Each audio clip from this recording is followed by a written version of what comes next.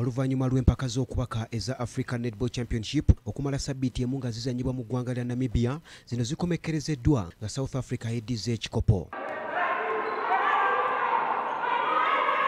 Amawanga mwenda geetabye mu mpaka zino era ttiimu y'eggwanga eya Cranes emalidde mu kiffo kya Kubiri ng'ekuŋŋaanyizza obubonero 13 okuva mu mizannyo 8. Honorable Sarah Babiri Ekityo ono nga ye President wa Uganda Netball Federation agamba abazannyi be boolesezza omutindo omulungi mu mpaka zino era abeebazizza okukiikirira Uganda obulungi.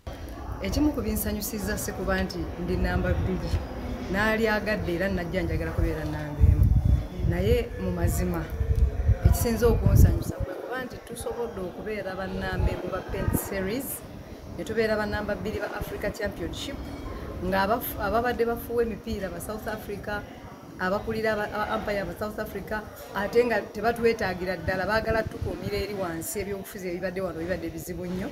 Cranes nga tenneetaba mu mpaka zino yasooka kuzannya Pen Series zeyawangula era Honorable Sarah Babiri Ekityo agamba nti kino basobodde okukituukako nga Uganda terina bazannyi baayo abaguzannyira ebweru w'eggwanga okuli Peace Proscovia ne Mary Nuba. Si kyokka ne tuwangula ensi ezirina ba professionals baazo ng'ate ffe Uganda tetubaddemu na professional n'omu. Okuba nti tuleesa abaana abazannya mu liigi yaffe ey'awaka nga tewali n'omu azannya mupiira gwa ssente nga tewaliiwo n'omu azannya bweru wa ggwanga kubanga tulina ba professional babiri, tulina Nuba tulina ne Peace Proscovia. Cranes okukwata ekifo kino esoose kugwa maliri n'eggwanga lya Malawi ku bugoba 44 mu muzannyo gwayo ogusembyeyo. Muyogeyoge bannaffe mwebale nnyo.